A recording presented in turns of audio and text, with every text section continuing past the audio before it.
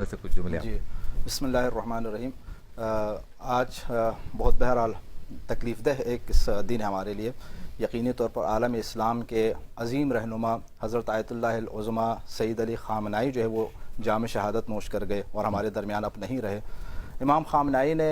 اپنی حیات کے اندر یہ فرمایا تھا کہ مثلی لا یبایع مثلا۔ حضرت امام حسین علیہ السلام سے جب یزید نے بیعت کا تقاضا کیا نا تو اس موقع پر امام حسین علیہ السلام نے یہی فرمایا تھا کہ مثلی لا یبایع مثلا، مجھ جیسا جو ہے وہ یزید جیسے کہ کبھی بیعت نہیں کرے گا۔ امام حسین علیہ السلام نے اپنا سر دے دیا لیکن یزید کے سامنے یزید کی بیعت آپ نے نہیں کی۔ رہبر معظم آیت اللہ خامنائی نے بھی آج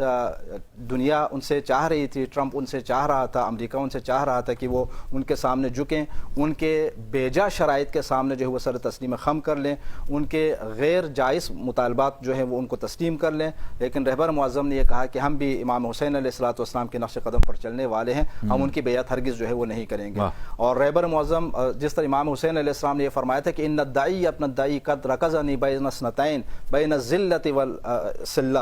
ہیہات من الذلہ، میرے لیے دو راہ چھوڑ دیے انہوں نے، ایک کہ تلوار کے ذریعے جہاد کر لوں اور دوسرے کہ ذلت تسلیم کر لو، اور میں ہرگز ذلت تسلیم نہیں کروں گا، ہیہات من الذلہ۔ آج وہی کام حضرت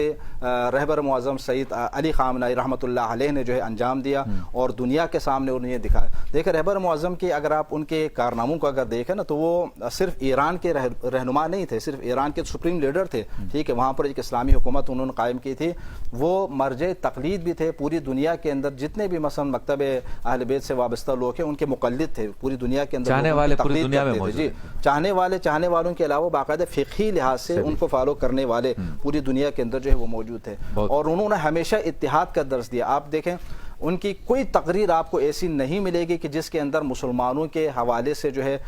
شدت پسندانہ جو ہے وہ، بلکہ ہمیشہ رواداری، ہمیشہ اتحاد، ہمیشہ مسلمانوں کو جوڑنے کی باتیں جو ہے انہوں نے کی۔ ان کے فتاوی بھی آپ کے سامنے مشہور ہے کہ مسلمانوں کے مقدسات، ان کے جو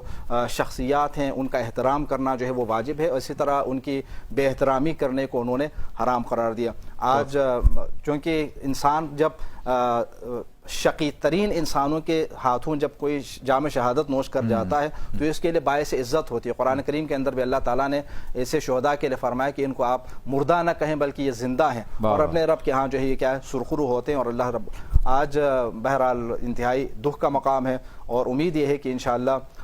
ایران جس طرح امریکہ کی تنصیبات کے اوپر مختلف ممالک کے اوپر حملہ کر رہے ہیں اور اسرائیل کے اوپر جو انہوں نے حملہ کیا ہے یہ سلسلہ مزید اور بڑھے گا، اور انشاءاللہ اس خون ناحق کا بدلہ جو ہے وہ ضرور لیا جائے گا۔ آپ کے جذبات بہت ضروری تھے کہ لوگوں تک پہنچے۔